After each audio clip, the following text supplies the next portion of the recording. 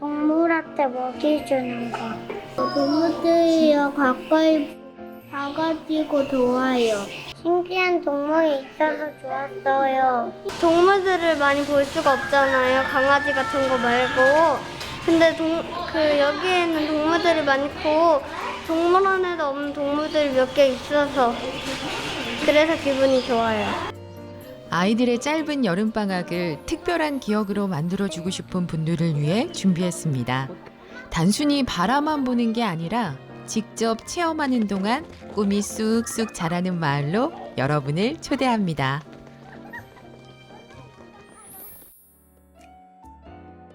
높은 산과 계곡이 많아 한여름에도 시원한 바람이 부는 곳, 완주군 동상면 밤티마을입니다. 예부터 국내 8대 오지라 불리는 청정지역이었는데요. 이곳에 아이들을 위한 체험 공간이 있습니다. 우리 누에에 대해서 먼저 알아볼게요. 우리 누에는요, 유에는 곤충이라는 이름에서 따왔고요. 유에는 알, 애벌레, 건데기, 성숙 과정을 겪어서 완전 탈바꿈 쏘는 선생님이 누에를 줄 건데요. 두 손으로 주세요 하고 기다리면 돼요. 체험장의 가장 큰 특징, 동물들을 단순히 눈으로만 바라보는 게 아니라 가까이 관찰하고 직접 교감할 수 있다는 점인데요. 누에와 처음 만난 아이들의 표정이 사뭇 진지하죠.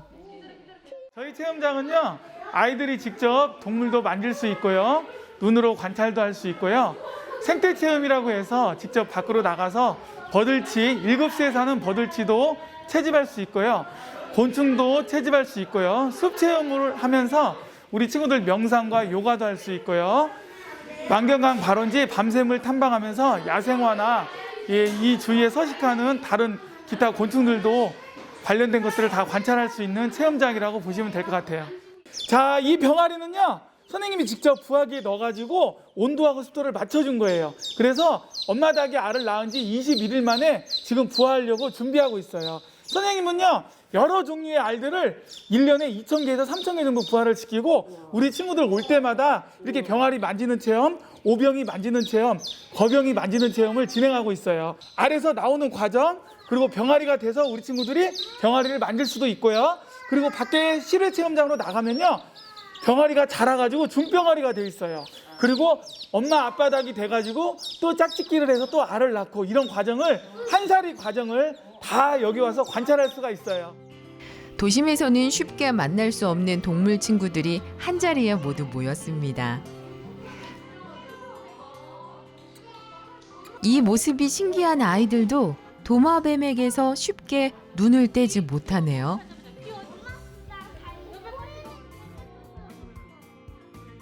실내 체험장하고 실외 체험장 두 곳으로 전시를 하고 있는데요. 실내 체험장에는 프레리 도그라는 친구가 있고, 하늘 다람쥐 있고, 육지 거북이 있고, 비어드 드래곤 등 해가지고 한 12종류, 13종류가 실내 체험장에 전시가 되어 있고요. 실외 체험장에는요, 셔틀포니, 미니말, 작은 말 한 마리하고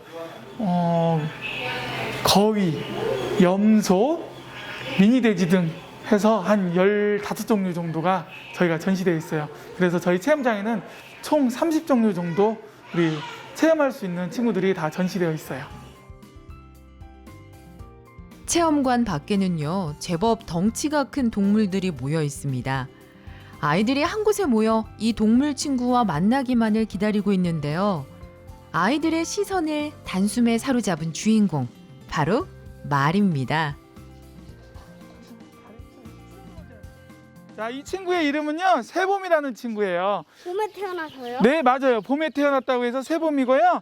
이 친구는 쥐띠예요. 2살 됐어요. 말은요, 단맛하고 쓴맛 두 가지를 느끼는데 단 걸 좋아한대요. 말은요, 쉬지 않고 달려도 달릴 수가 있대요. 쉬지 않고. 있어요. 네, 그리고 4km 떨어진 곳에 냄새를 맡을 수가 있대요. 제가 직접 키우는 것 같아가지고 기분이 좋아요. 오늘만큼은 무서움은 잠시 내려놓고 동물들에게 먹이를 주기 위해 용기를 내봅니다. 자, 따라오세요. 우리 버들치, 7수에 사는 버들치 잡으러 가게요. 따라오세요. 아이들이 이 작은 손으로 버들치를 잡을 수 있을까요? 물고기는요 된장을 좋아한대요. 네, 그래서 자 어망에다가 물고기가 좋아하는 된장을 이렇게 넣는 거예요. 이렇게 넣은 상태에서 뚜껑을 닫아주고 이거를 물에다가 던지면은 물고기가 된장을 먹기 위해서 이 안으로 들어가요. 그래서 여기에 잡히는 거예요. 맑은 물에서만 만날 수 있다는 버들치. 아이들의 기대까지 어망에 함께 담아 물속으로 던져봅니다. 물고기 몇 마리 잡힐 것 같아요? 30마리, 20마리 정도 잡히면 좋을 것 같아요. 글쎄요, 아이들 바람처럼 잡힐까요? 일단 어망을 던졌으니 이제 할 수 있는 건 기다리는 일뿐. 그동안 밤티 마을의 다음 체험 장소로 이동해 볼까요? 쭉 뻗은 메타세카이아 길을 달리는 것만으로도 신이 난 아이들. 우리가 그동안 알지 못했던 식물들에 대한 자세한 설명도 들을 수 있습니다. 이 나무는요 메타세카이라는 나무예요. 살아있는 화석이라고 불리우고 있는데요.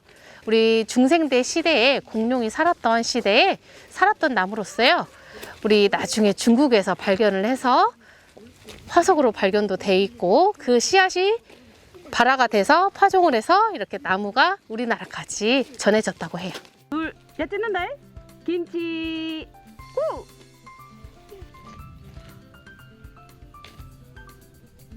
마음껏 외출과 여행을 할 수 없는 요즘, 청정 자연 속에서 다양한 동식물과 만날 수 있는 이곳은 아이들이 실컷 뛰놀고 또 소리 높여 웃을 수 있는 행복을 선물해 줍니다. 잠자리채 하나씩 들고 있는 걸 보니 이번에는 곤충 채집을 하려나 본데요. 저거 메뚜기 아닌가? 이야! 여기 있다. 잠깐만. 잡았다! 잡았어? 선생님 저한테 주세요. 평소에 우리 아이들이 풀밭을 이렇게 관찰할 일이 얼마나 있었을까요? 결국 곤충 친구도 만났네요. 도시에서는 책으로만 보고 영상으로만 보던 거를 아이들이 직접 뛰어노니까 체험을 할 수 있어서 너무 좋은 것 같아요. 이 예쁜 꽃 속엔 어떤 이야기가 숨겨져 있을까요? 이 꽃은요 개망초라는 이름이 갖고 있어요. 개망초는요 일제강점기 시대에 일본이 우리나라를 망하라고 심었다는 풀이에요. 그런 썰도 있고 밭에 개망초가 나 있으면 밭이 망가진다고 망했다고 하는 이름에서 이런 개망초라는 이름이 지어졌다고 해요. 현미경을 이용해 꽃의 작은 생김새까지도 관찰합니다. 이렇게 루페를 손바닥 위에 올려놓으세요. 곤충 체험장도 있는데요. 우리 장수풍뎅이는요 알, 애벌레, 번데기, 성충 과정을 겪어서 완전 탈바꿈 형태로 한 사례를 겪게 돼요. 우리 여기 톱밥에는요 우리 장수풍뎅이 애벌레가 살고 있거든요. 우리 장수풍뎅이 한번 찾아볼까요 같이? 네. 평소라면 애벌레가 무섭다며 뒷걸음질 치는 아이들도 있겠죠. 하지만 선생님의 설명을 듣고 친구들과 함께하니 무서울 게 없습니다. 어린이들 곤충 학습 체험 관찰장이라고 생각하면 됩니다. 그래서 아이들이 곤충을 애벌레부터 성충까지 여기 자라는 곳이기 때문에 언제 사철 와서 체험이 가능한 곳입니다. 하루빨리 장수풍뎅이와 만나고 싶은 아이들. 장수풍뎅이 애벌레를 집에 데려갈 모양이네요. 우리 친구들 장수풍뎅이 잘 키울 수 있나요? 네. 선생님 그 물고기 언제 오게 나와? 지금 한번 출발하러 갈까요? 물고기 한번 출발! 할 거야. 계곡에 던져놓은 어망을 잠시 잊고 있었네요. 아이들의 기대가 실망으로 바뀌면 안 될 텐데. 과연 버들치는 얼마나 잡혔을까요? 세상에, 이렇게나 많이 잡혔습니다. 물고기 몇 마리 잡았어요? 모르겠어요. 엄청 많이 잡았어요. 물고기 많이 잡으니까 기분이 어때요? 몇 마리 키우고 싶어요. 생각했던 것보다 많이 잡혀서 기분이 좋아요. 아이들이 좀 더 가까이 버들치를 관찰할 수 있도록 물에 풀어주는 박영환 촌장. 버들치에 대한 설명을 이어가는데요. 환경에 대한 당부도 잊지 않습니다. 네, 자, 이 물고기는요, 일급수에만 사는 버들치라는 물고기예요. 버들치. 네, 수질이 되게 깨끗한 곳에 사는 물고기고요. 여기는 만경강 발원지 밤샘에서 흐르는 물이 이쪽에 모이면서 사봉천으로 흘러가거든요. 이 사봉천 전역에는 버들치가 많이 살아요. 깨끗하니까 많이 사는 거예요. 그렇죠? 네, 일급수에만 사는 우리 버들치 꼭 기억하세요, 우리 친구들. 네. 버들치뿐만이 아니라 오늘 하루를 오래오래 잊지 못할 것 같은데요. 전주에 살다가 3년 전 고향인 밤티마을로 귀향한 박영환 촌장. 최근 그에겐 작은 꿈이 생겼습니다. 만경강 발원지 밤샘이 있고 그다음에 천혜의 자원들이 많이 있어서 청정 지역이잖아요. 여기가요. 대한민국 8대 오지면서 그래서 이런 자원들을 활용해서 소득 증대하고 그리고 이렇게 소득 증대가 이루어졌을 때 우리 어르신들의 자녀분들 있잖아요. 누구라도 대를 이어서 또 고향을 지키는 분도 계셔야 할 거 아니에요. 고향을 지키고 더 잘 사는 마을로 만들겠다는 꿈. 그 꿈을 위해 오랫동안 고향을 지켜온 어르신들과 작은 부분도 상의해 나갑니다. 네, 저희 밤티 마을은요. 고령화된 원주민들과 새롭게 이주해온 새내기 주민들이 협심해가지고 밤티 마을 주민 공동체를 결성하였습니다. 이 밤티 마을 주민 공동체는요, 마을에 있는 자원과 천혜의 청정 자원을 활용해가지고 가족 단위 중심객, 체험객들을 유치하기를 소망하고 있습니다. 이 가족 단위 체험객들이 저희 밤티 마을로 오셨을 때 치유와 힐링을 할 수 있고 가족들 간의 소중한 추억을 만들 수 있도록 저희 밤티 마을 주민 공동체가 최선을 다해서 노력하겠습니다. 보고 듣고 만지며 아이들의 오감을 만족시켜주는 체험장. 올여름 아이들에게 특별한 기억을 남겨주고 싶으신가요? 그렇다면 아이들의 꿈이 쑥쑥 자라는 이곳 미리 찜해보시면 어떨까요?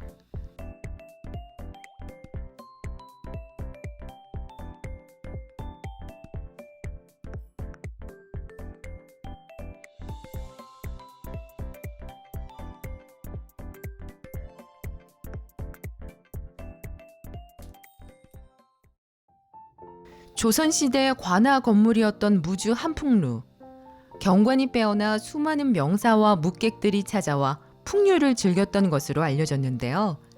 최근 이 한풍루에 좋은 소식이 들려왔죠. 국가지정문화재 보물로 지정됐습니다. 보물이 된 한풍루의 이야기 들어볼까요?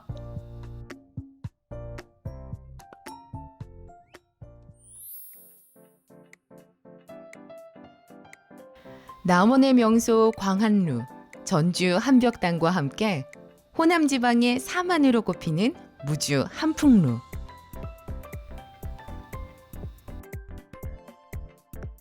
그 가운데서도 최고는 무주의 한풍루라고 칭한 인물이 있습니다. 선조 때 시문에 뛰어났던 백호 임제인데요. 언제 누구에 의해 처음 건립됐는지 정확한 기록이 없어 알 수 없지만 한풍루가 많은 이들의 사랑을 받았던 곳이라는 점만은 확실합니다.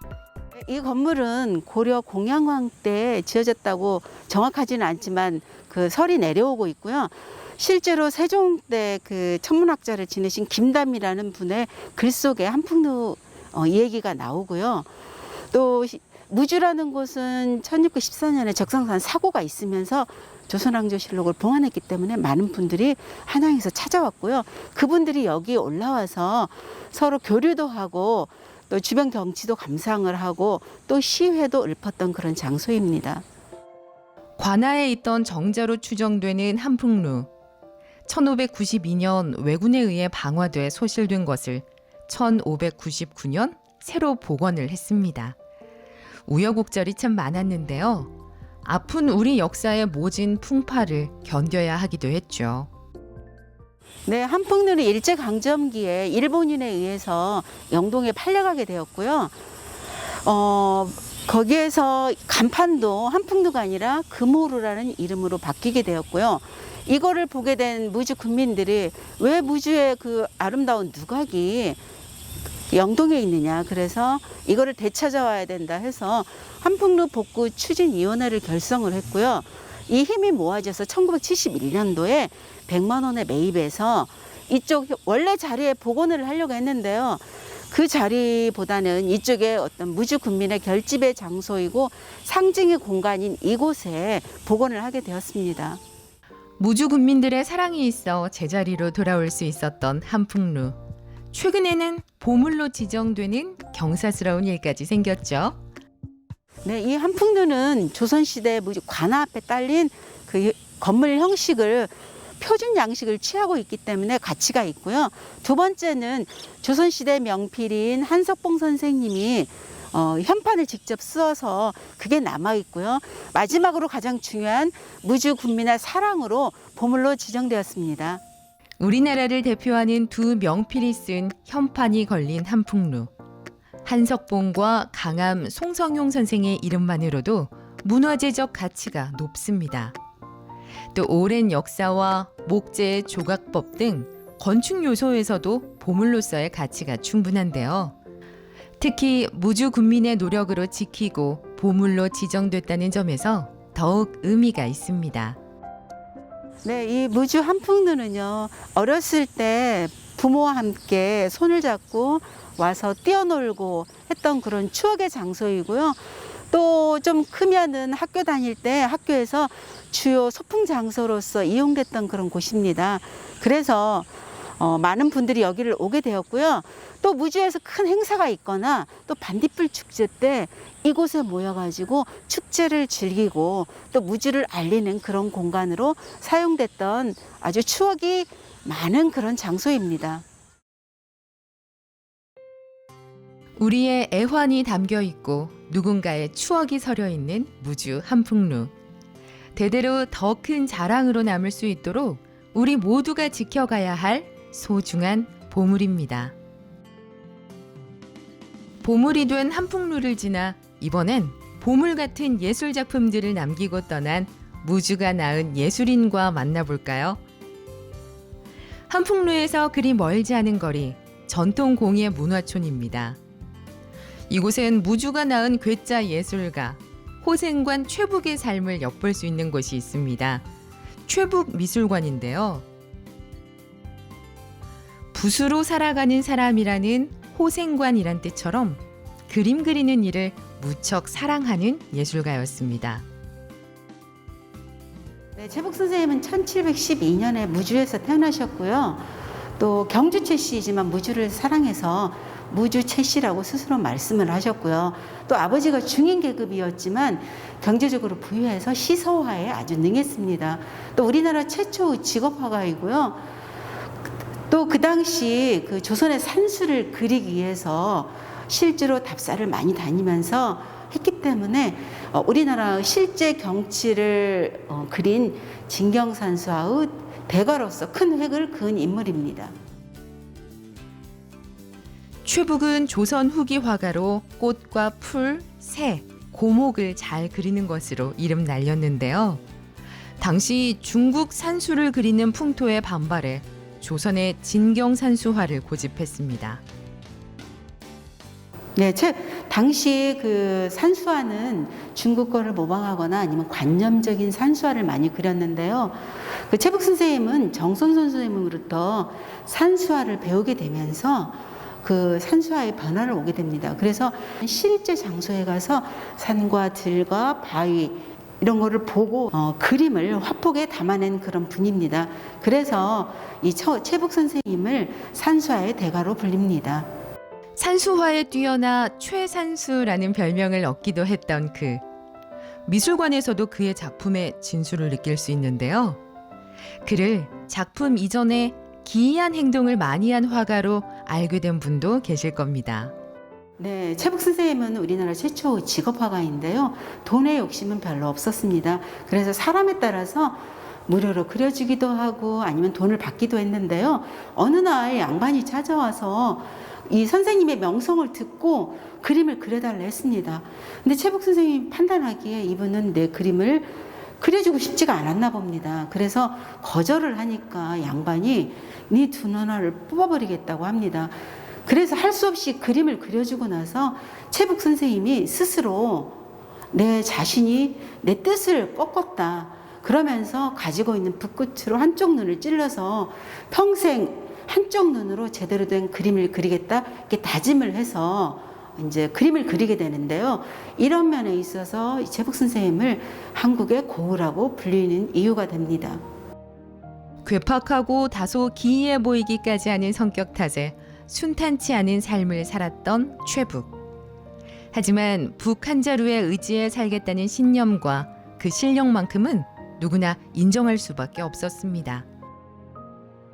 더위가 기생인 7월, 우리 마음을 사로잡는 역사와 문화, 예술을 만나러 무주로 떠나보시는 건 어떠세요?